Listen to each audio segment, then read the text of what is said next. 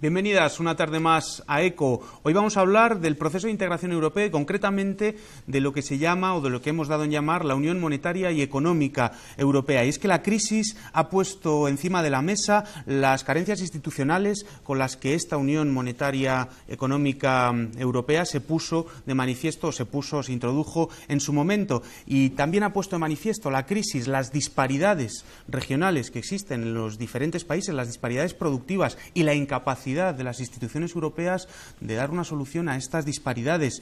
Es más, lo que se ha podido comprobar con las crisis es que estas diferencias productivas, diferencias políticas, diferencias sociales se han incrementado en los últimos tiempos y la crisis ha reforzado estas diferencias. Lo que es más preocupante, las políticas que se han implementado desde Bruselas han agravado o no han sabido lidiar con estas diferencias y lo que han puesto o han reforzado la privilegiada situación de las empresas transnacionales, de las oligarquías financieras o de las grandes fortunas y de los países con mayor potencial competitivo. Bien, pues por si esto no fuera poco, tenemos que añadir un elemento más y es cómo sale Europa después de eso que se ha dado en llamar el desafío griego. Consideramos nosotros desde ECO que la respuesta que se ha dado a Bruselas, desde Bruselas a esta especie de desafío, reformulación o intento de reformulación del proceso de integración europea da como resultado una Europa más oligárquica y más autoritaria. Bien, pues este es el pasivo que queremos poner a las espaldas de este proceso de integración, en esta etapa del proceso que se llama Unión Monetaria y Económica. Y en este pasivo nosotros nos queremos preguntar cuáles son los elementos para reformular esta Unión Monetaria. ¿Es posible reformularla o una alternativa política progresista tiene que poner encima de la mesa la salida, la rotura de esta moneda única? Bien, pues con estos elementos, con estos mimbres, vamos a hacer el programa de hoy e intentar preguntarnos acerca del futuro, del presente y del pasado de la Unión Monetaria y Económica y del euro en el proceso que estamos inscritos. Os dejamos en primer lugar con el título y en segundo lugar con un vídeo donde hemos querido hacer un pequeño repaso a la historia de la Unión Europea con unos hitos que hemos considerado relevantes que poner encima de la mesa. Empezamos con ECO. Bienvenidas.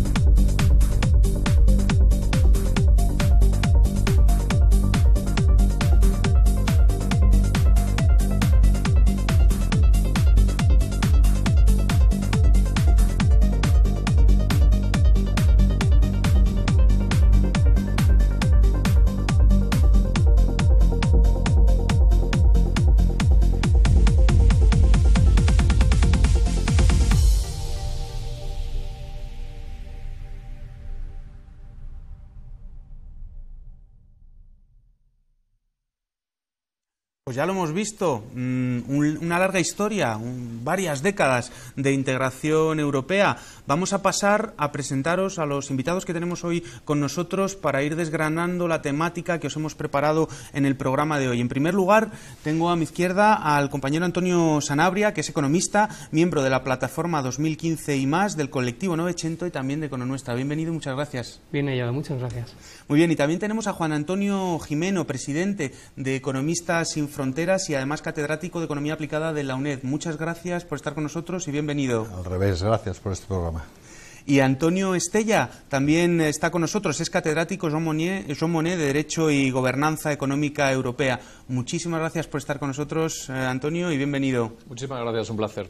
Pues si queréis empezamos con una primera valoración. Hace bien poquito se hablaba en el Parlamento Europeo del Estado de la Unión. Bien, pues ¿cuál es el Estado de la Unión? Centrándonos en esta parte o en este proceso de integración que es la Unión Económica y Monetaria. Antonio, si quieres empezamos contigo. Sí, bueno, yo creo que es un estado manifiestamente mejorable, por lo menos, ¿no? Es decir, tenemos una unión monetaria muy dispersa, digamos, muy heterogénea, donde en medio de la crisis ha habido países a los que les ha ido razonablemente normal, incluso ha habido países a los que les ha ido bien. Alemania sería un ejemplo, ¿no? Evidente, ¿no? Es decir, quiero decir, se ha utilizado ese país como valor refugio, ¿no? En lo que a la compra de deuda soberana, por ejemplo, se refiere. Y hay países que les ha ido mucho menos bien o catastróficamente mal, que son los países periféricos y en particular algunos países del sur como Grecia, y yo mantengo que nuestro país le ha ido especialmente mal durante la crisis, ¿no? Entonces yo creo que esta simetría, digamos, en la que está basada, de la que luego hablaremos, ¿no? La zona euro se ha visto claramente, se ha puesto en manifiesto, ha emergido en plena crisis de manera muy clara, además, ¿no? Muy bien, muchísimas gracias. Pues Juan, si quieres seguimos contigo. Esa disparidad, ¿estás de acuerdo con el planteamiento que nos decía Antonio de ese incremento de las discrepancias o disparidades en la Unión Europea? Globalmente de acuerdo. Yo creo que los fallos de diseño iniciales se están pagando. Mientras las cosas han ido bien se notaba menos, pero en cuanto ha habido problemas se han notado más, y sobre todo subrayando ese aspecto de la desigualdad, ¿no? Cómo la desigualdad ha crecido y ha perjudicado sin duda a los más débiles, quizá también a los que han tenido menos oportunidades de controlar la burocracia. Y por otro lado, en una Unión Europea que, como desgraciadamente pasa cada vez más en el mundo, en que la democracia parece secuestrada y realmente parecemos monigotes de los poderes financieros y de las grandes empresas transnacionales, que hacen que muchas veces pensemos quién manda realmente, ¿no? Muchas gracias, Juan. Pues si quieres, Antonio, una última valoración, unos primeros elementos para el debate. ¿Cómo está el estado de la Unión en estos momentos, de acuerdo con tu visión? Bueno, por dar dos brochazos, diría que en primer lugar es una unión monetaria que tiene la moneda común y poco más. Y la segunda cuestión es que, a mi juicio, el euro no es una causa en sí misma de la crisis. Estamos ante una crisis de deuda fundamentalmente privada, pero el euro plantea un problema de gobierno de esa crisis, de salida de esa crisis que la agrava en cuanto a lo que son las salidas al tener acreedores y deudores en la misma casa, o sea, ambos compartiendo una moneda común. Bueno, pues muchísimas gracias. Hemos estado hablando de la Unión Monetaria y Económica, pero nosotros hemos querido desde ECO preparar, con la ayuda de nuestros compañeros Moy, Antonio y Nuria, una especie de jerga económica, que ya sabéis que es una nueva sección en esta temporada de ECO, donde queremos explicar qué es ese concepto de la Unión Monetaria y Económica, que es una etapa más del proceso de integración que se empezó, como nos decía el vídeo, en 1951. Vamos a ver qué nos cuentan los compañeros. La Unión Monetaria Europea se inicia formalmente en 1999. 11 Estados miembros, hoy ya 19, pasan a tener además el euro como moneda común, desapareciendo sus antiguas monedas nacionales en 2002. La nueva moneda única es emitida por el Banco Central Europeo, institución monetaria común, aunque formalmente independiente, a la que se cede el control de la política monetaria. No todos los socios de la Unión Europea lo son también de la Unión Monetaria. Así, Reino Unido, Dinamarca o Hungría, entre otros, mantienen aún su propia moneda. La eurozona presenta otra particularidad, además de la de formar parte de una unión económica aún mayor, y es que se trata de una unión monetaria no ya sin unión política, sino también sin unión ni coordinación fiscal. Entre las múltiples vías de integración posibles, se optó por un modelo de unión monetaria entre estados soberanos, donde además cada cual se financia por separado y emite su propia deuda pública, aunque todos tengan un banco central común. La opción finalmente impuesta estableció unos criterios de convergencia nominal como requisito de entrada y confiaba en que la moneda común bastase para lograr una convergencia real entre sus miembros, convergencia que no se ha producido. La fortaleza de la Unión Monetaria Europea se basa en su carácter irrevocable, pero este compromiso supone también su mayor debilidad. Así, ante cualquier excepción, como la posible salida de Grecia, toda la Unión perdería su credibilidad, pero mantener el compromiso tampoco garantiza la estabilidad. Bueno, pues nos han permitido conocer muchos de los elementos que han puesto encima de la mesa nuestros invitados. Yo les quería lanzar una pregunta que está implícita en el vídeo, ¿no?, acerca de la opción que se tomó a la hora de decidir qué tipo de unión monetaria o qué tipo de integración de pasos tenía que dar la integración europea. ¿Cuáles son, según vosotros, los principales errores que se cometieron en ese diseño y que probablemente hoy estemos pagando, ¿no? ¿Cuáles son los principales diseños o los principales errores en el diseño de la unión monetaria? Si quieres empezamos contigo, Antonio Sanabria. Bueno, pues yo diría que errores muchos, pero por destacar uno, se ha demostrado lo desastroso que es un país que emite deuda pública en una moneda que no controla. Y ese es, digamos, que el mayor error. La unión monetaria, lo que es la eurozona, surge como una respuesta, en cierta medida, a lo que era el sistema anterior, que era el sistema monetario europeo, donde había una serie de monedas, de países dentro de la Unión Europea, o de la Comunidad Europea previamente, que establecieron un tipo de cambio fijo, es decir, un valor fijo, inamovible, entre sus, o al final no tanto, entre sus monedas. Como eso perdió credibilidad a partir de la reunificación alemana y como Alemania marcó unilateralmente la política monetaria del resto al subir los tipos de interés para contener la inflación por los gastos de la unificación, todos los capitales fueron para allí y el problema es que, atraídos por ese mayor tipo de interés, y el problema es que las demás monedas eran incapaces de mantener ese tipo de cambio que se había fijado. El euro parecía ser una respuesta en el sentido de que obligaba a Alemania a compartir a institucionalizar y compartir esa gobernanza monetaria. El problema que vemos es que, como decía al principio, al juntarse acreedores y deudores en esa crisis de deuda global dentro y fuera de Europa, pues el problema que hay es un problema todavía mayor, al margen que también está de las cuestiones ideológicas que impregnan lo que es la Unión Europea. Claro, entiendo por tu respuesta que hay, en cierto sentido, nos estás diciendo que la integración europea se ha hecho al calor de los intereses del centro, ¿no?, de eso que llamamos centro, concretamente de Alemania, pero los países periféricos también han obtenido ciertos beneficios, ¿no? Es decir, la periferia, hasta el estallido de la crisis, obtuvo una reducción de tipos comparado a lo que, por ejemplo, se estaban financiando anteriormente antes de la entrada del euro. Han permitido ciertos niveles de convergencia en términos de renta per cápita. No sé, Juan, es decir... Sí, yo estoy totalmente de acuerdo con lo que estás diciendo y con lo que ha dicho Antonio, que no son incompatibles, ¿no? Claro. Es decir, que como en casi todo, pues hay luces y sombras, y es obvio que una moneda como el euro, más fuerte, implica ventajas, ¿no? Un área comercial mucho más amplia y una mayor defensa frente a los ataques especulativos y demás, ¿no? Pero, yendo a la pregunta de los fallos de origen, y han ido saliendo algunas de las cuestiones, yo casi telegráficamente, como decía Antonio, muchos, pero destacaría tres, ¿no? Uno, el primero, el que no hay simultáneamente una hacienda comunitaria propiamente dicha. Es decir, que la hacienda comunitaria represente un 1% del PIB europeo significa que no existe realmente, lo cual implica que tiene una incapacidad manifiesta de corregir crisis asimétricas, de corregir desigualdades, de ayudar a converger realmente, ¿no? Segundo fallo, el que en el diseño del euro se prima por encima de todo la estabilidad y la lucha contra la inflación, ¿no? En buena presupuestaria, ¿no? Sí, ¿no? Y esto implica en que en el propio diseño de otras instituciones y en las políticas, pues por ejemplo, casi la austeridad ahora que estamos sufriendo como dogma está implicando unos errores manifiestos de política que están marcando todo, ¿no? Y el tercero, ligado también a todo lo anterior, es el propio diseño del Banco Central Europeo. Desde que su objetivo prioritario es contener la inflación frente a otros bancos centrales, que el desempleo, el pleno empleo es otro de sus grandes objetivos, en el caso del Banco Central Europeo ese formalmente es un objetivo secundario, ¿no?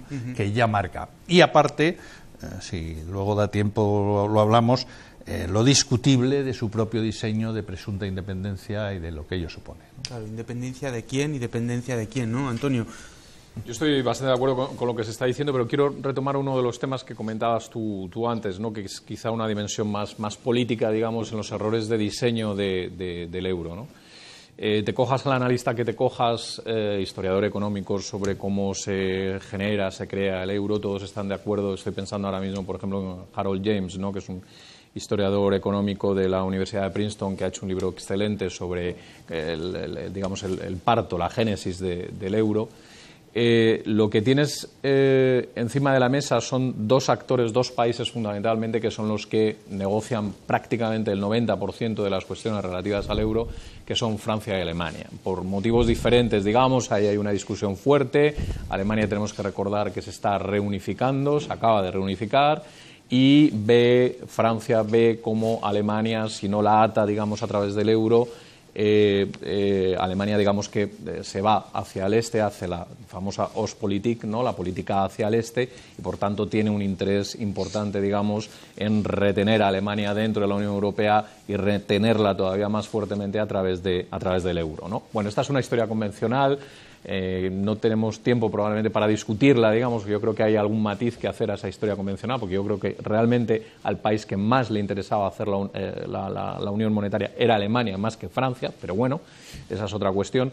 Pero los demás actores, digamos, del momento, los demás estados de la Unión Europea en ese momento desaparecen de la negociación. El libro de Harold James cita fundamentalmente a Francia, fundamentalmente a Alemania, algo al Reino Unido, que es un país que lo que hace es hacer de Pepito Grillo, ¿no? Que va poniendo un poco todos los puntos sobre las íes de los errores de diseño del diseño que están negociando en ese momento alemanes y franceses, y que luego finalmente decide, con excelente criterio bajo mi punto de vista, salirse del euro, no estar en el euro, haciendo esa cláusula de opting out, ¿no? Que aparece en el Tratado de Maastricht, ¿no? Es decir, lo que quiero decir con esto es que esa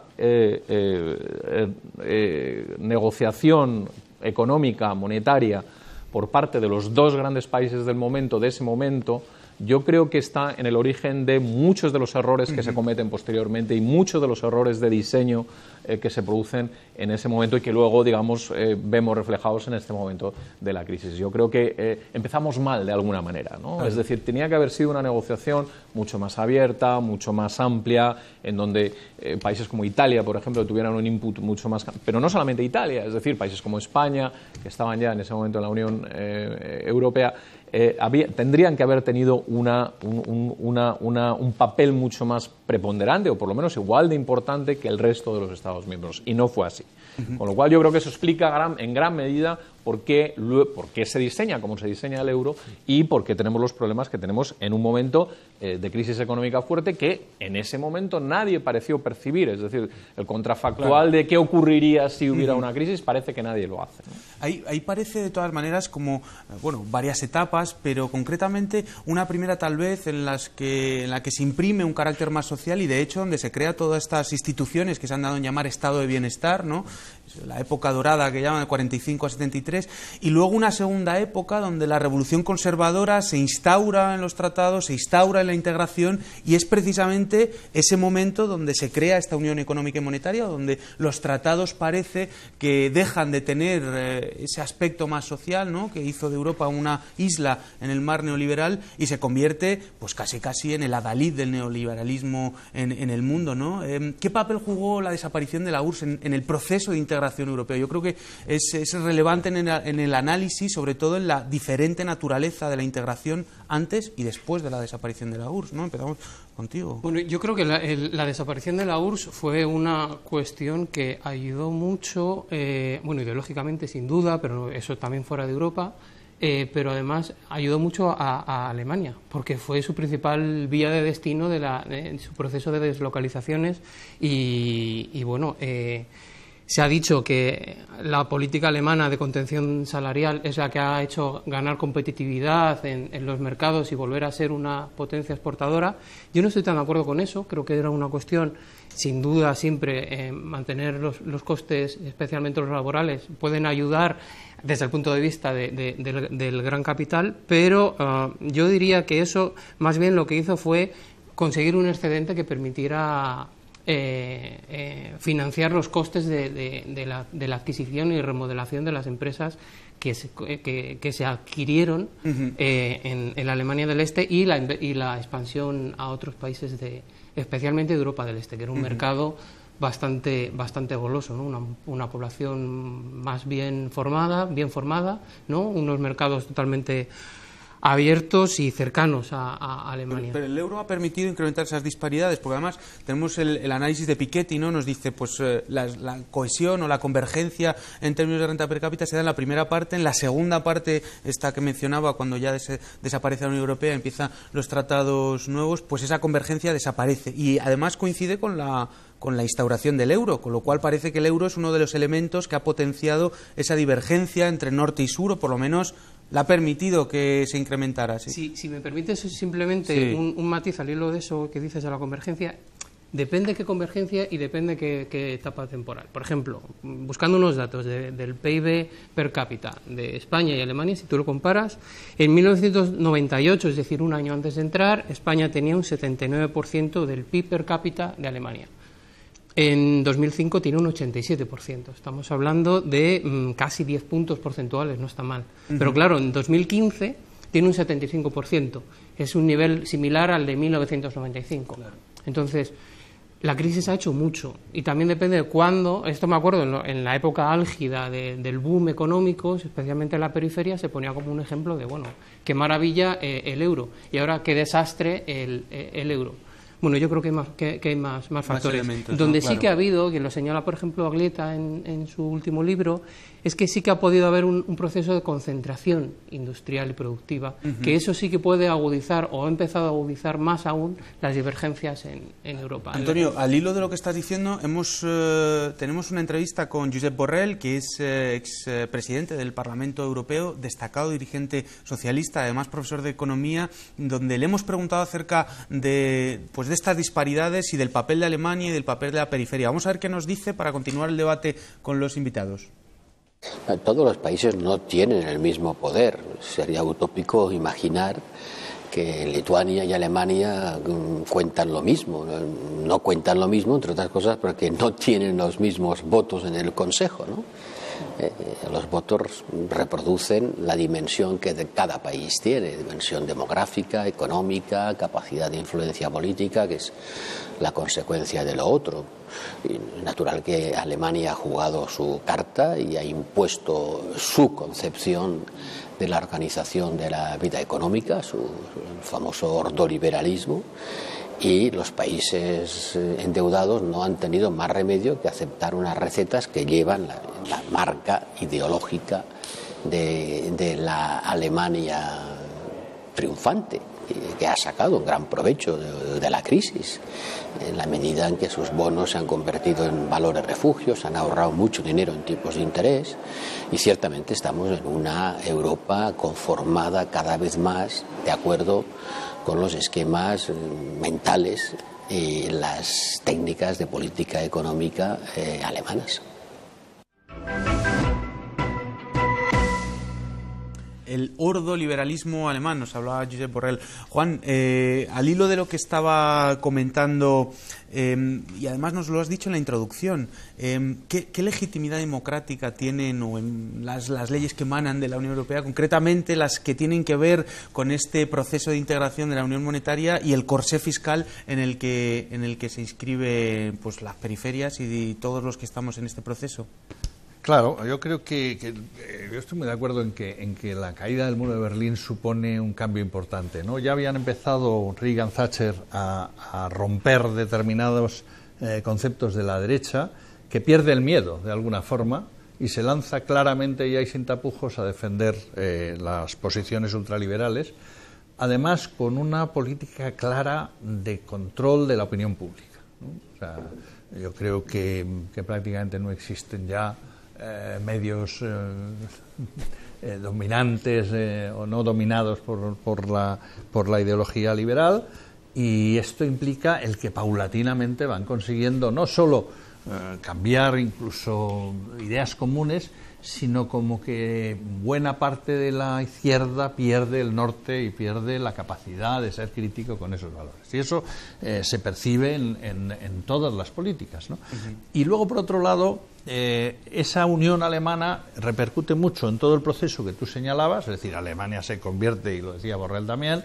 en claramente el líder, no diré democrático, de la Unión, el que marca todas las líneas, el que condiciona a todas las demás, y al mismo tiempo, al predominar de forma tan brutal los intereses nacionalistas, pues significa que se diluye dentro del propio Parlamento las posturas ideológicas. Es decir, estamos viendo cómo en cada país parecen defenderse más los intereses de país que los intereses ideológicos, ¿no? Y a veces te sorprende cómo se pueden votar unas cosas en unos momentos determinados. Entonces, yo creo que ahí, digamos, la batalla ideológica es la gran batalla que están venciendo, ¿no? Aquello de, no sé si era Warren Buffett el que dijo, claro que hay lucha de clases y la estamos ganando, ¿no? Pues desgraciadamente es un poco cierto, ¿no? Y que lo que hace falta es un rearme ideológico de valores que han conseguido que de ser dominantes pues hayan pasado a ser casi secundarios en los debates, casi vergonzantes a veces, ¿no? Antonio, seguro que tienes que decir... Sí, yo por conectar un poco con lo que estáis diciendo, casi lo ilustro con un ejemplo que ha salido en la parte inicial que habéis sacado, ¿no? Sí, de la historia, ¿no? De la historia, exactamente. Es que es el carácter irrevocable del euro, por ejemplo. El carácter, ¿no? Es decir, es una idea que los alemanes repiten machaconamente, y es que el euro es irrevocable, nadie se puede salir del euro, todos estamos metidos dentro del euro para siempre, etcétera, etcétera, ¿no? Esto conecta con la idea esta del ordoliberalismo, ¿no? Que es una especie de neoliberalismo con cara, digamos, con una cierta alma social y con alguna regla así como muy rígida, digamos, como esta, por ejemplo, ¿no? Esto no es verdad, es decir, esto no está en los tratados, es mentira. Es directamente una mentira. Lo que pasa es que, no sé si era un coetáneo suyo, que creo que era Goebbels, ¿no? Que decía que si tú repites una mentira machaconamente hasta 1.000 millones de veces, al final la gente se la acaba creyendo, acaba siendo verdad. Pero no es cierto. Que no se puede salir, pero no te puedes algunos salir. Sí le pueden echar. No te puedes salir, pero te puedes... ¿no? Es decir, el mejor de los mundos para los alemanes. No te puedes salir por propia voluntad, pero puedes echar a los griegos, vamos, en definitiva, ¿no? Que es un poco lo que tienen en la cabeza, ¿no? Lo que les interesa ahí. Antonio... Pero eso, jurídicamente al menos, ¿eh? Luego hablamos de los fundamentos económicos y tal, que eso, bueno, pues efectivamente, yo no digo que no tenga costes y tal y cual. Pero precisamente el ordoliberalismo apunta mucho, digamos, insiste mucho en que eso es una regla constitucional del tratado. Y no es cierto, no está absolutamente en ningún lado dicho así. Se basan, por ejemplo, en que si no hubiera opt-outs, por ejemplo, a favor de Reino Unido, a favor de Dinamarca, no sé qué, no sé cuántos, ¿no? No es así, no está. Es decir, yo la sensación que tengo es que no solamente el euro está construido sobre unas bases muy sesgadas, digamos, porque las construyen, lo diseña, digamos, la moneda única, dos países fundamentalmente Alemania. Además, no solamente está mal construido, tiene errores de diseño graves, sino que además está todo aderezado, digamos, la salsita que se pone al final para acabar de darle gusto, digamos, a esta ensalada son mentiras, digamos. Es que son cosas que no son ciertas, por lo menos desde una perspectiva más técnica. No sé si yo diferenciaría... No, pero tú lo has diferenciado. Jurídicamente es obvio que no es cierto. Otra cosa es que económicamente es evidente que para el euro es un golpe muy fuerte si alguien se sale y demás, ¿no? Entonces, que económicamente se defienda, es decir, del euro no se va nadie, es casi como defender porque si no, es verdad que pues desgraciadamente lo hemos vivido, que las presiones especulativas son tan fuertes que pueden cargarse lo que quieran. Económicamente, es decir, no tiene sentido tampoco, porque el reverso de la salida del euro es la expulsión, y sin embargo los alemanes la expulsión la ven estupendamente bien, maravillosamente bien, absolutamente. Casualmente no la han hecho. Absolutamente, no la han hecho los mercados, que es diferente. No los mercados son los que no ven, y ahí así te doy la razón, efectivamente, porque implica, si Grecia se va, implica un haircut del 50 al 60, en lo que sea, por ciento. Entonces los mercados te dicen, un momento, que yo tengo bonos griegos y por tanto no me interesa absolutamente nada que tú te vayas a devaluar la moneda. Los mercados los que están sosteniendo al euro. Mercados, o sea, quiero decir, la gran paradoja de la historia del euro es, por ejemplo, que cuando el euro empieza, tú tienes reglas de no bailout, son reglas de no rescate. Tú no puedes rescatar ni a Dios, digamos, dentro de la moneda única. Y sin embargo, lo que hemos visto desde 2008 hasta ahora son 8 rescates financieros. 8. O sea, no uno puntual, no sé qué, de un tal cual. No, 8 rescates financieros. 1, 2. Grecia... Pero rescates financieros a la banca y a los créditos. Tú no puedes rescatar, sí, pero rescates soberanos en realidad que luego se atribuyen a la banca, como ha pasado, por ejemplo, en el caso español, ¿de acuerdo? Pero es que hay una regla de oro en el tratado, que es el artículo 125 del tratado, que dice que no se rescata absolutamente aquí a nadie. Pero yo creo que no dice exactamente eso. El artículo 125... la interpretación clarísimo. que al final, para mí, no lo dice literalmente eso. Lo que viene a decir es que ningún Estado es responsable de las deudas de otro Estado. Eso lo que hace es reforzar la idea de que cada Estado es soberano en la emisión de su deuda y que los demás no se van a ver. Pero eso no quita a que un país voluntariamente preste dinero a otro país. Que eso es un rescate, sin duda. Pero yo no veo que esté explícitamente, está astutamente, ambiguamente puesto y bien han aprovechado esa ambigüedad. O sea, lo que dice el artículo 125 es que ni la Unión Europea ni sus Estados miembros colectiva ni individualmente asumirán las liabilities, digamos, es decir, los compromisos de deuda que hayan en los que hayan incurrido. Y no los asumen, por eso prestan dinero. Los Estados miembros. No, claro, pero sí que los asumen a través del SM, claro, a través del mecanismo de estabilidad financiera, digamos, o de estabilidad permanente, hay una asunción, hay un rescate, eso no lo duda nadie, digamos, o sea, uno, y dos, déjame terminar porque la idea yo creo que es bonita, ¿no? Ilustra perfectamente en dónde estamos, ¿no? La locura en la que estamos, ¿no? Es decir, Grecia, Syriza gana con una plataforma, con un programa de no rescate, de no aceptación del tercer rescate, incluso de la última parte del segundo rescate. Gana con eso. Y cuando Syriza gana, lo primero que hace es decir, oye, no queremos el rescate, queremos o un rescate renegociado en unas condiciones absolutamente diferentes, o si no queremos rescate y aténganse ustedes a las consecuencias. Bien, lo que ocurre es que a Grecia le tuercen la mano hasta que acepta el rescate. O sea, vamos a ver, estamos en el mundo justo contrario del mundo que diseñaron los alemanes y los franceses en los años 90, en el 99, con el tratado en el 90 y pico, con el tratado de Maastricht, ¿no? Es decir, por eso digo que todo esto está aderezado, además de con unos errores de diseño sorprendentes, con toda una serie de mentiras que luego, cuando es conveniente, uno se salta, aplica o coge o deja en función de si conviene o no conviene. Claro. Pero ahí está lo mismo que hablamos antes. Una cosa es lo que digan los tratados y la letra que el papel lo hace para casi todo, y otra cosa es la terquedad de los hechos. Y los hechos hoy, volvemos al principio, es que el control financiero es brutal y realmente la democracia es cada vez más formal y aparente y estamos controlados por esa situación. Y por lo tanto el debate de fondo es cómo podemos ir corrigiendo ese control externo de la democracia que tenemos. Porque al final, si no, todo lo demás pues no dejan de ser flores, pero al final es ese retorcimiento el que realmente hace que tengas que agachar la cabeza y decir que adelante, ¿no? Estamos hablando de una economía muy pequeña, No, pero es que eso es lo increíble, que una economía... Pero eso es precisamente lo relevante. No son solo los mercados. Claro. Es precisamente o no activamente los mercados. No hace falta que intervengan, ya el temor a que intervengan lo hace.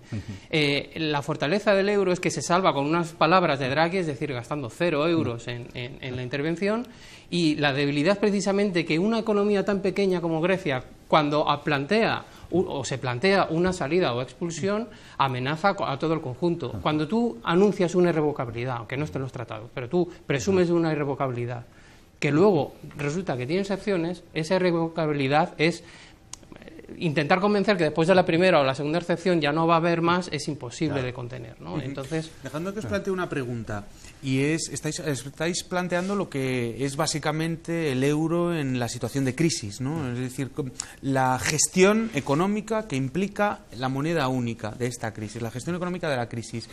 A mí me gustaría preguntaros una cosa, ¿ha facilitado la gestión económica la existencia del euro a los países de la zona euro? Es decir, ¿tenemos mejores perspectivas que otras zonas económicas que no tienen el euro, que no tienen este tipo de diseño institucional? Bueno, es una pregunta retórica porque la Unión Monetaria o la zona euro tiene las peores perspectivas ahora mismo. Es decir, la pregunta que os lanzo es ¿cuáles son los elementos que permiten decir que la Unión Europea en su zona euro pues tiene peores perspectivas? ¿Qué es lo que lo explica? ¿El Banco Central Europeo, la política del Banco Central Europeo, el quantitative easing, el no quantitative easing hasta hace unos años, el que no se pueda? ¿Qué es lo que explica el hecho de que la Unión Monetaria y Económica hoy en día está en peores condiciones que otras zonas geográficas debido a la existencia del euro? Y os lo dejo en la mesa. Bueno, si quieres empiezo Dispara, yo mismo. Antonio. Disparo.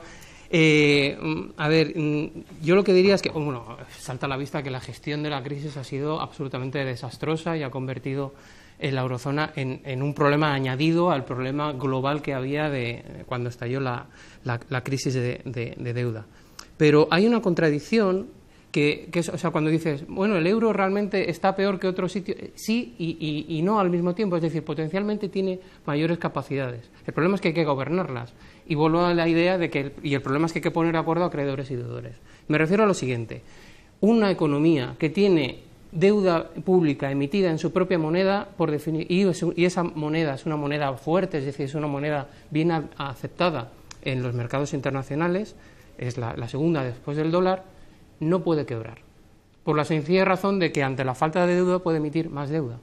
Es decir, en el peor de los casos puede llegar a emitirla otra vez, es decir, no tendría ese problema. Y sin embargo lo tiene.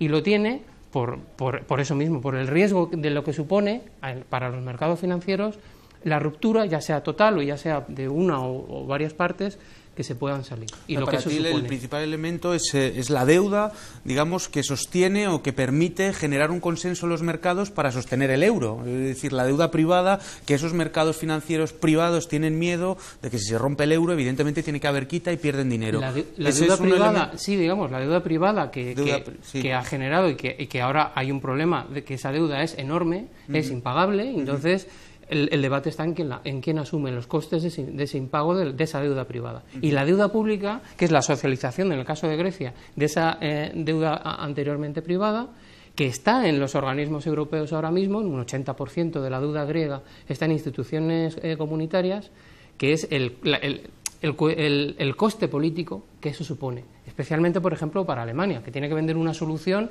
y la única solución que hay es que a Grecia se le tienen que aplicar unas quitas considerables, y entonces eso lleva un coste político. Juan, estaba levantando el boli. Sí, porque, digamos, yo me hago otra pregunta, ¿no? ¿Quién asume el coste de la deuda en el caso de una quita? Vamos a ver, volvamos a los orígenes. ¿No han estado pagando y están pagando una prima de riesgo brutal?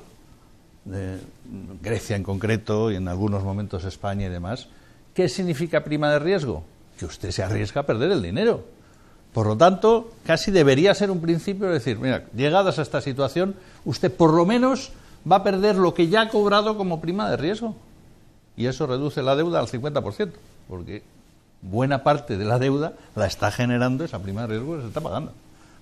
Entonces, esto nos lleva a otras preguntas, ¿no? Por ejemplo, ¿recordáis que hubo sobre la mesa, se nos dijo de la Comisión Europea, la posibilidad de crear una agenda de rating de riesgo, ¿no? De valoración de riesgo europea, pública y demás? ¿Qué fue de aquel proyecto? Desapareció de la noche a la mañana. Es decir, que estamos en manos de unas agencias privadas ligadas a intereses financieros claros y demás, que son los que marcan ¿en cuánto vamos a perjudicar ahora a este país en su deuda soberana, ¿no?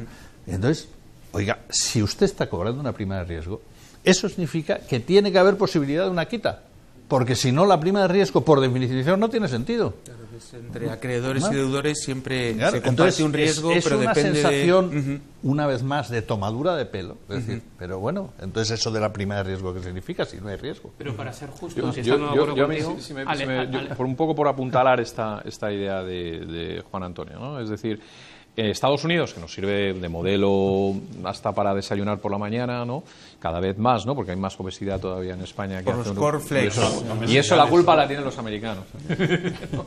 Digamos que nos sirve de modelo para tantas cosas y tal, pues en esto es un modelo. En Estados Unidos, desde 1840 exactamente, se deja quebrar a los estados de la Unión. El último caso ha sido el de Puerto Rico, ¿no? Que están preguntándose sí, efectivamente. Los estados y por tanto las ciudades. Detroit, Motown, es el último ejemplo de una ciudad importante que ha quebrado, quiebran. Es decir, el Estado federal no hace bailouts, no hace rescates, deja que los estados quiebren y luego lo que pasa es que tiene un sistema de transferencias internas, que ese es uno de los elementos que hemos mencionado, me parece que en el vídeo, y luego me parece que lo has mencionado tú, Juan Antonio, de transferencias donde se reactiva, ¿no? La situación económica, la posición económica de esos estados que han... Un sistema de transferencias que no tiene la zona euro. Pero mandar un mensaje, sí, en realidad los sordoliberales, yo parece mentira que sea yo, pero en este sentido rompo una lanza a favor de ellos, cuando se diseña el euro, tenían razón en este punto concreto. Es decir, tú tienes que mandar al acreedor un mensaje claro de que si te pasas dando crédito no te va a rescatar nadie y tienes una pérdida. Por tanto, tienes que estar en equilibrio siempre. Es decir, no te puedes pasar... Aquí vemos las cosas siempre desde la perspectiva del deudor. Oh, es el deudor, el que está pidiendo crédito, pero si pide crédito y se lo dan, alguien se lo está dando. Con lo cual, los problemas de riesgo moral, digamos, están bien diseñados en el fondo en el tratado. Si te los tomas en serio. El problema es que luego no te los tomas en serio. Insisto, en Estados Unidos el riesgo moral es para el Estado que se sobreendeuda.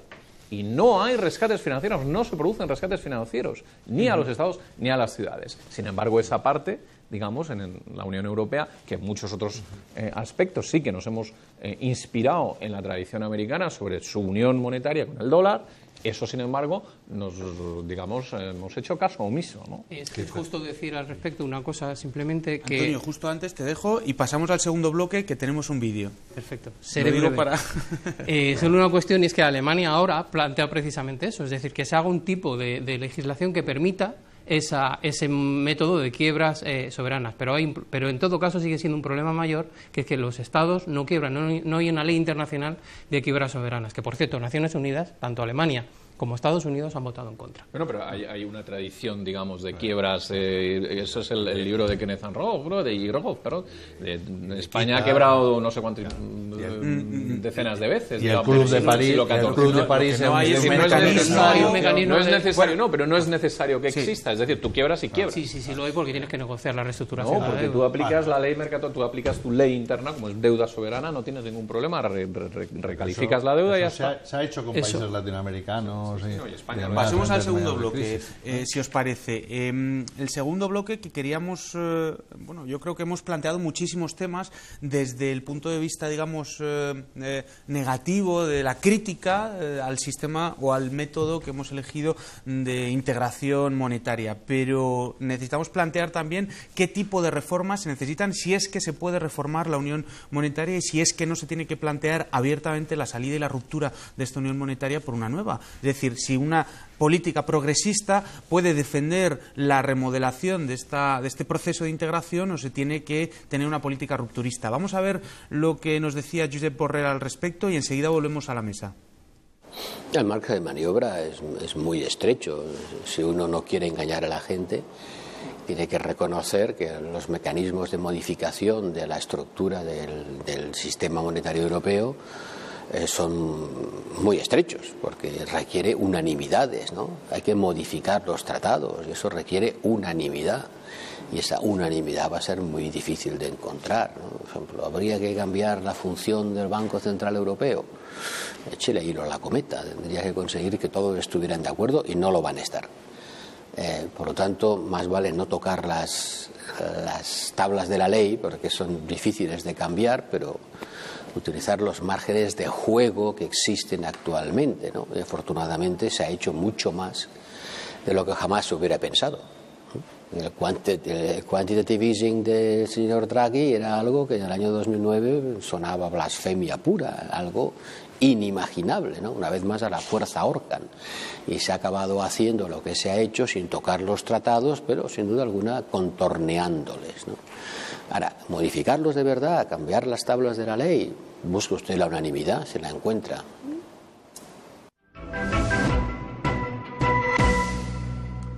Bueno, pues nos hablaba del margen de maniobra que hay dentro y nos decía hay poco margen de maniobra, pero por otro lado luego en cierto sentido nos decía que sí hay cierto margen de maniobra, ¿no? Porque es cierto que a pesar del corsé fiscal, a pesar del carácter conservador que tiene el proceso de integración, sobre todo en los últimos tratados, ha habido rescates, a pesar de que hablábamos de la dificultad de que los tratados, o debido a la interpretación, no podía realizarse. Ha habido un quantitative easing, ha habido diferentes cosas que parecía que hace unos años no eran posibles. Es decir, dentro de este marco de integración, a pesar del corsé, existe un margen de maniobra. Me estaba pidiendo Antonio. La pregunta es clara. Reformar, y si es reformar, ¿qué tipo de reformas? O romper, y si es ruptura, ¿qué tipo de ruptura? Ruptura o reforma, ¿no?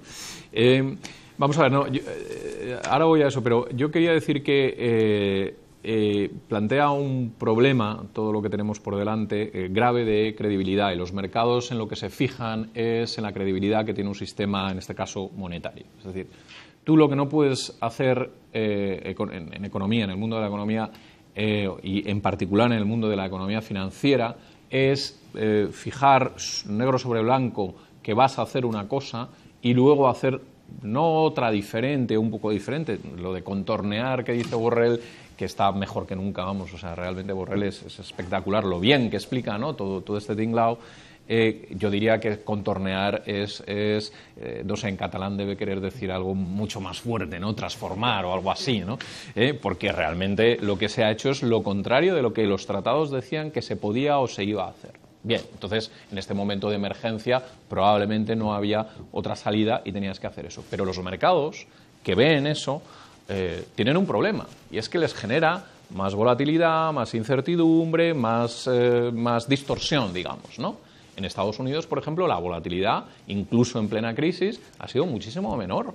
Ha habido estados que han mantenido más o menos estable su prima de riesgo, y la prima de riesgo del Estado federal ha sido, es decir, Estados Unidos es un valor refugio, de acuerdo, pero no ha sido tan. Yo creo que ese es un punto absolutamente importante, el de la credibilidad. Y en Europa, los mercados financieros, el problema que tienen es que no saben qué es lo que va a hacer cuando apuestan o dejan de apostar por ella, ¿no? De Antonio a Juan. Venga. Bueno, yo estudié también Derecho y suelo decir que una de las cosas que aprendí es que toda norma es interpretable, ¿no? Y lo que fastidia es cuando se interpreta siempre en un sentido, ¿no? Porque si ese contorneo, que efectivamente es eso, interpretas las leyes como te interesan, y es bueno que se haga por otro lado, porque si no, nunca puedes prever todo en una norma. Pues el problema está en que, por ejemplo, eso, ¿no? Estamos en un club, no se pueden incumplir las reglas del club y tal, a Grecia se la ha machacado y demás, pero luego llega Hungría y dice que quiere excepcionar los temas de tráfico, de tránsito de personas y tal, y entonces ahí sí podemos admitir excepciones, ¿no? Entonces dices, una vez más nos están engañando, es decir, para lo que se quiere hay excepciones, para lo que se quiere se contornea y para lo que no se quiere no. Y casualmente es para lo social, casi nunca hay excepciones, o si las hay son regresivas, ¿no? Y para lo financiero, en cambio, pues se busca la mejor interpretación posible, ¿no? Entonces volvemos, como siempre, a la raíz, es decir, la relación de fuerzas. Claro, es decir, o conseguimos unir fuerzas en contra de quienes están mandando de verdad, o los demás debates serán, pues eso, leves contorneos, no siempre positivos, por otro lado, porque muchos de estos contorneos han sido más perjudiciales y favorables a la desigualdad que otra cosa, ¿no? Pero por ir a la raíz que decía al principio, comentaba yo al respecto que la Unión Europea se parece más al sistema monetario europeo que una unión monetaria realmente, al margen de que efectivamente hay una moneda común. Y me refiero en esa idea al hilo de todo lo que se ve ahora, más allá de la reinterpretación que siempre hay, pero también lo tienen los estados de tratados. Por cierto, el de Maastricht lo han cambiado más que la Constitución española.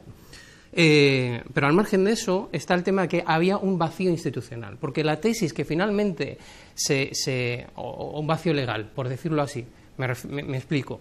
La idea que prevaleció, y se decía un poco en el vídeo al inicio, que prevaleció a la hora de establecer los criterios de la Unión Europea, o de la Unión Monetaria, mejor dicho, fue que la propia Unión Monetaria y los propios mercados generarían ese equilibrio, ¿no? Conseguirían esa convergencia que finalmente no ha sucedido. Una mano invisible de la convergencia. La mano invisible de la convergencia permitiría evitar esas tensiones y que finalmente había un aspecto político que era, no nos ponemos de acuerdo en un montón de cosas, pero ya llegará el acuerdo, también forzados por las circunstancias y por el hecho de el roce hacia el cariño, ¿no?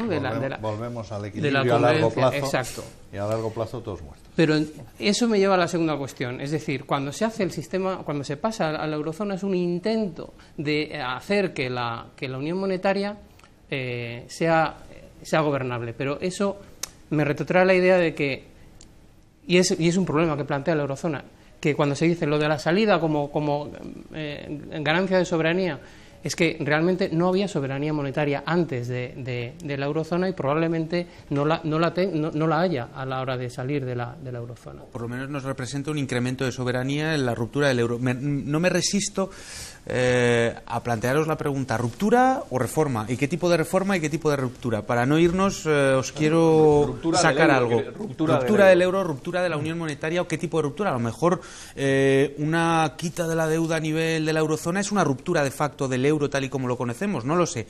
O hay que hacer desaparecer la moneda, no lo sé. Pero la cuestión es qué tipo de ruptura, si es que la necesitamos, o qué tipo de transformaciones. Se han puesto encima de la mesa algunos elementos, mecanismos de transferencia, eurobonos, la agencia de calificación europea, en fin, todo eso son elementos, entiendo yo, de reforma de la Unión que conocemos.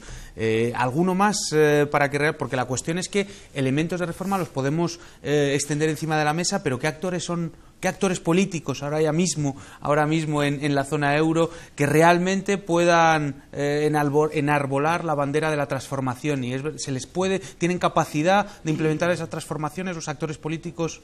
A ver, yo creo que estamos todos todos, por lo menos los que tenemos una visión un poco más abierta, digamos, de la unión monetaria, de los temas monetarios, digamos, tanto desde un punto de vista económico como jurídico. Estamos bastante de acuerdo, ¿no?, sobre lo que hay que hacer, probablemente ampliar el mandato del Banco Central Europeo, generar una unión fiscal de tal manera que haya transferencias, podemos hablar de eurobonos también, todo ese tipo de cosas, ¿no? Yo creo que Borrell lo ha mencionado también en el vídeo, pero es verdad que el margen de reforma, digamos, es muy estrecho, no solamente porque se necesita la unanimidad, yo creo que ese no es tanto el problema, sino porque hay actores muy decisivos que tienen una capacidad de veto claro, ¿no? Y esos actores, ese actor concretamente, es Alemania. ¿Qué quiero decir con esto? Para que todo el mundo lo entienda, es que esas reformas no serán posibles si a Alemania no le interesa. Y solo serán posibles aquellas que a Alemania le interese.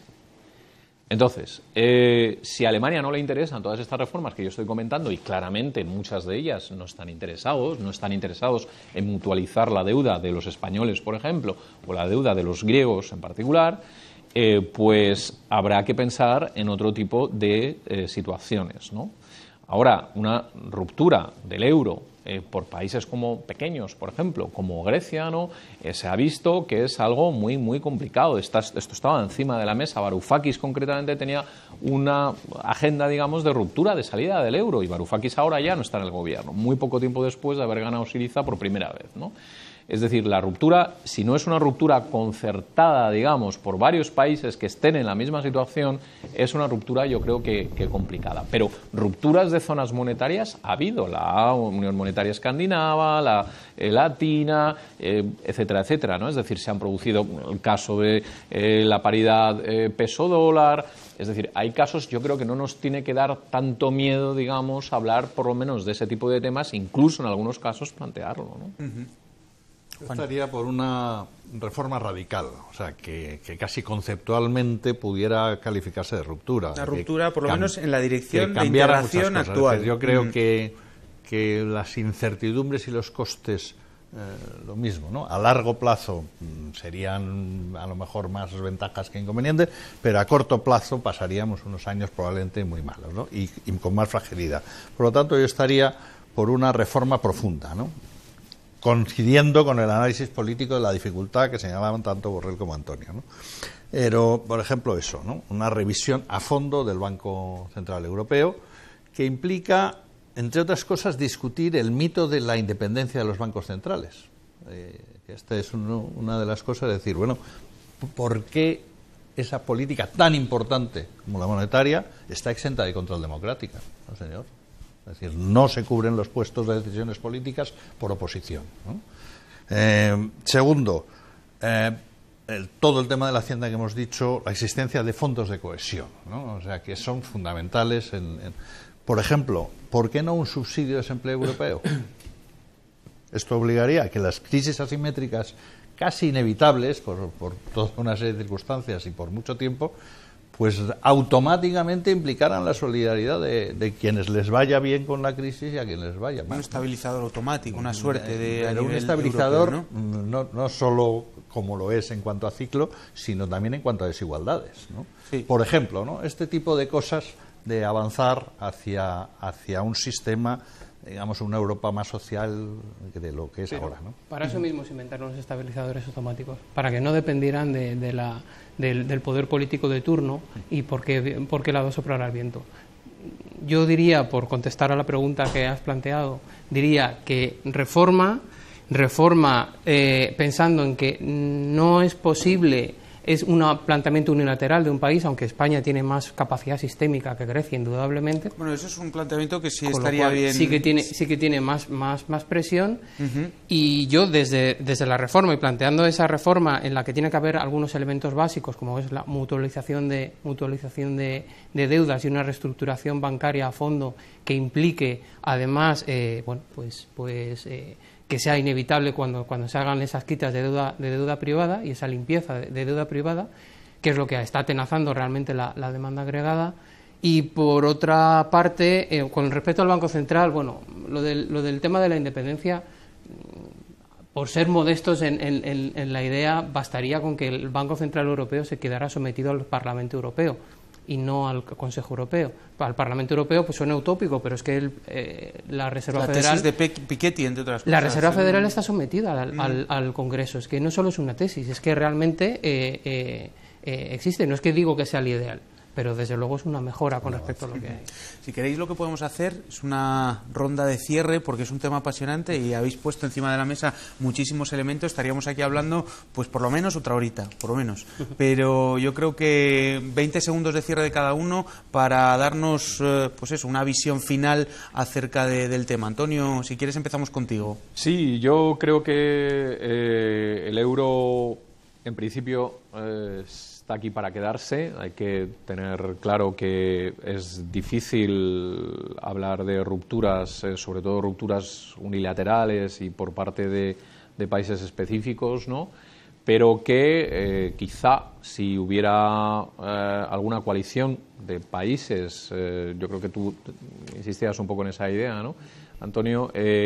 Una coalición de países un poco con las mismas agendas, digamos, de reforma monetaria, se podría llevar a cabo quizá no la ambiciosa, pero sí la mínima, digamos, que necesitamos, y en segundo lugar plantear algo así como una especie de ruptura coaligada o algo así de la zona euro. Lo que sí que es verdad es que un país solamente, incluso países grandes como España, Italia, digamos, es complicado, ¿no? Yo creo que tendríamos que estar hablando de más países, y eso yo sinceramente no lo veo en este momento. Juan. Yo, en el fondo, pienso que lo que habría que intentar es romper esa estructura de países en las negociaciones, es decir, apostar realmente por una Europa de los pueblos y de las personas, y eso implica un rearme ideológico de todos aquellos que creemos en la Europa de las personas, ¿no? Y por lo tanto tener una fuerza democrática para intentar esos pasos que, mientras sea entre naciones, van a ser muy difíciles, porque como las opiniones públicas están controladas por unos medios dominados por los liberales, pues realmente es muy, muy difícil. Entonces, Yo lo siento, pero voy casi a las raíces, es decir, hemos hablado, hemos apuntado reformas, pero solo se las haremos posibles si hay mucha gente empujando para otra Europa y otro euro, ¿no? Antonio. Bueno, incidir un poco en la línea de lo que ha planteado Antonio, en que una ruptura unilateral es, yo diría que ingobernable, esa salida unilateral para un gobierno que lo decida, pero se pueden plantear negociaciones, que el costo o la dificultad de hacer una negociación entre un grupo de países para salir es más o menos el mismo que puede ser para intentar reformarlo. Quiero decir con esto que se puede plantear desde una visión más colectiva esa reforma, pero sin descartar en ningún modo, en ese sentido, una salida, que el euro ni estará para siempre ni ha estado siempre. Muy bien, pues muchísimas gracias. Yo personalmente he disfrutado mucho del debate, así que nada, muchísimas gracias por vuestra visión y os esperamos otro día por aquí. Os emplazamos a otro debate del euro. Otro euro es posible. Otro euro es posible. Muchísimas gracias. Gracias, un placer. Pues ya lo habéis visto todas vosotras. Teníamos 3 invitados hoy. No ha coincidido que no teníamos a ninguna mujer, pero bueno, no queríamos dejar pasar la ocasión de recordaros que hace 84 años, el 1 de octubre, pues se aprobó la Constitución, o en la Constitución de la Segunda República, el voto femenino. Y desde aquí queríamos, desde ECO, hacer nuestro pequeño homenaje a ese hito en la historia de la democracia de este país. En cualquier caso, yo quería dejar encima de la mesa una frase que probablemente se podría atribuir a cualquiera de nuestros invitados, y es que es pequeño el margen de reforma, pero no el margen de cambio. Es decir, hay posibilidades de cambio de esta zona y de esta zona euro y de esta unión monetaria económica, y para ello necesitamos la construcción de actores políticos que, entre otras cosas, y desde la periferia, están reclamando ese cambio en la dirección del proceso de integración. Bien, pues desde aquí nosotros queríamos aportar este granito de arena con nuestro debate. Y, como siempre, no queremos irnos sin anunciaros 2 eventos. El primero de ellos es el jueves 15 de octubre en Madrid, en el Auditorio Palacio de Cibeles. Son las Jornadas Internacionales sobre Prostitución y Trata de Mujeres. La prostitución es incompatible con la igualdad entre hombres y mujeres, es el título de este evento, y se produce desde las 10 de la mañana hasta las 7 de la tarde. Así que en Internet podéis encontrar toda la información. Y el segundo de los eventos es la 6ª Escuela de Formación de la Fundación Europa de los Ciudadanos. Se producirá en Madrid el 23, el 24 y el 25 de octubre en el Centro de Formación de Abogados de Atocha de Comisiones Obreras. Y es en la calle Sebastián Herrera, número 14, de aquí de Madrid. Participan 2 de los compañeros. Antonio Sanabria es uno y Fernando Luengo es otro. Así que os emplazamos a enteraros o a poder encontrar más información y a que asistáis a este interesante evento. En cualquier caso, nosotros nos despedimos, os damos las gracias una vez más por estar ahí, por seguirnos, por compartir en las redes sociales. Ya sabéis que podéis encontrar este programa en la web de Público y en la web de nuestros compañeros de Temex, la televisión social, y nosotros nos despedimos hasta el próximo. En 2 martes tendremos un programa sobre China y su capacidad emergente, su cambio de modelo de crecimiento, un tema sin duda apasionante y que estará que acaparará titulares de periódicos de los próximos meses. Nada más, muchísimas gracias, hasta la próxima.